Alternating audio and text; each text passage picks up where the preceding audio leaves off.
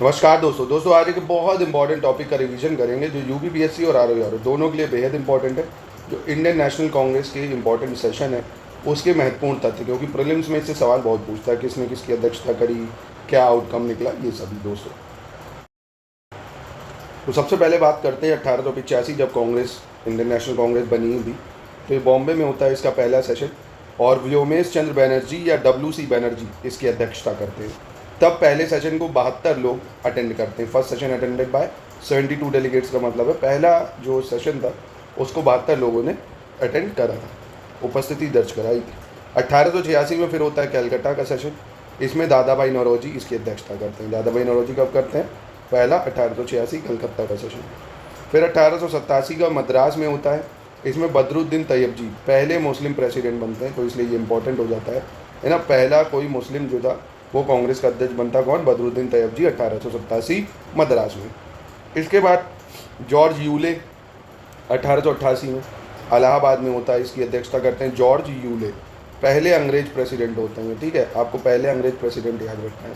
तो देखो काफ़ी चीज़ें आपने जानी। पहला आपको याद ही रखना है WC बनर्जी, दादा भाई नौरोजी का याद रखना। पहला मुस्लिम 1887 में बदरुद्दीन तैयब जी थे जिन्होंने अध्यक्षता करी, और पहले अंग्रेज जॉर्ज यूले थे जिन्होंने इसकी अध्यक्षता करी। फिर 1889 की बात करें तो 1889 में बॉम्बे में होता है विलियम वेडरम, इसको आप नहीं याद करो कोई दिक्कत नहीं।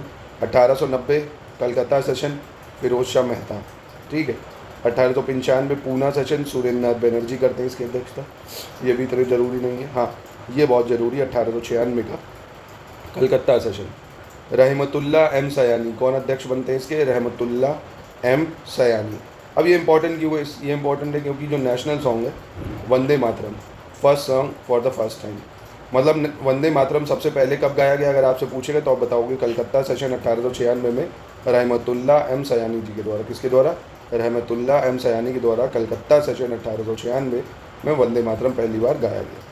फिर 1905 का सेशन आपको याद रखना, बनारस का गोपाल कृष्ण गोखले इसकी अध्यक्षता करते हैं। काफ़ी इंपॉर्टेंट है क्योंकि बंगाल विभाजन इसके बाद होता है, तो ये इंपॉर्टेंट है ना। 1905 बनारस सेशन बनारस में होता है, गोपाल कृष्ण गोखले अध्यक्षता करेंगे। फिर 1907 में सूरत में यही बंगाल विभाजन को लेके आपको पता होगा स्प्लिट हो जाता है मॉडरेट और एक्सट्रीमिस्ट में, है ना। तो रास बिहारी घोष कौन? रास बिहारी घोष जो 1907 में कांग्रेस का सेशन होता है सूरत का, उसकी अध्यक्षता करते हैं। ठीक है, फिर 1909 में लाहौर सेशन, MM मालवी, इतना इंपॉर्टेंट नहीं, छोड़ दीजिए इसको। 1911 कलकत्ता सेशन, पंडित बिशन नारायण दास कौन? पंडित बिशन नारायण दास। ये इंपॉर्टेंट इसलिए क्योंकि पहली बार नेशनल एंथम जनगण मन गाया गया था। तो आपको दो चीज़ें याद रखनी है। क्या? जनगण मन 1911 के कलकत्ता सेशन में गाया गया था जिसके अध्यक्ष थे पंडित बिशन नारायण दास, और वंदे मातरम 1896 के कांग्रेस सेशन में गाया गया था। ये कहाँ था? ये भी कलकत्ता में था, दोनों में कॉमन चीज़ कलकत्ता है। 1896 वाले में रहमतुल्ला एम सयानी थे और इधर पंडित बिशन नारायण दास। अगला 1916 लखनऊ सेशन की बात करते हैं। AC मजूमदार कौन? AC मजूमदार इसके अध्यक्ष बनते हैं। यहाँ पे क्या होता है? जॉइंट सेशन होता है with Muslim League in which the historic Lucknow pact was sign. अब ये इंपॉर्टेंट इसलिए है कि लखनऊ पैक्ट साइन होता है। क्या साइन होता है? जो लखनऊ पैक्ट है ये साइन होता है। AC मजूमदार क्या है? AC Majumdar, Lucknow session 1916। फिर 1917 का कलकत्ता सेशन आता है। 1917 का कलकत्ता सेशन एनी बेसेंट इसकी अध्यक्षता करती हैं, तो पहली महिला थी। First session to be presided by lady. पूछेगा ना कि अगर पहली महिला कौन थी जिसने कांग्रेस की अध्यक्षता करी थी, तो एनी बेसेंट जी ने करी थी कलकत्ता सेशन की अध्यक्षता। ठीक है, और ये 1919 का इंपॉर्टेंट है क्योंकि 1919 में जलियांवाला बाग हत्याकांड होता है। इसकी अध्यक्षता कौन करता है? मोतीलाल नेहरू, और ये होता है अमृतसर में। ठीक है, 1919 में अमृतसर में होता है, मोतीलाल नेहरू अध्यक्षता करते हैं। और फिर लाला लाजपत राय, भाई ये भी इंपॉर्टेंट है, एकमात्र सेशन जिसको लाला लाजपत राय करते हैं अध्यक्षता, जिसकी 1920 में कलकत्ता सेशन होता है ये 1920 का। फिर 1921 CR दास करते हैं इसकी अध्यक्षता अहमदाबाद से। 1923 में दिल्ली में स्पेशल सेशन होता है, अबुल कलाम आज़ाद इसकी अध्यक्षता करते हैं, यंगेस्ट प्रेसिडेंट होते हैं। ठीक, ये कौन होते हैं? Youngest president. ठीक है, कौन? अबुल कलाम आज़ाद अध्यक्षता करेंगे। यंगेस्ट प्रेसिडेंट पूछेगा कौन था कांग्रेस का, तो आप इनका नाम बताओगे। कब हुआ? 1923 के दिल्ली सेशन में। फिर अगला 1925 का जो कानपुर सेशन है, सरोजनी नायडू करती हैं। ये भी काफ़ी इंपॉर्टेंट है। क्यों? क्योंकि ये पहला सेशन था जिसको कोई इंडियन लेडी यानी भारतीय महिला ने अध्यक्षता करी थी। तो आपको दोनों में कंफ्यूज नहीं होना। अगर पहली भारतीय महिला पूछे तो आप सरोजनी नायडू बताओगे, कानपुर सेशन 1925।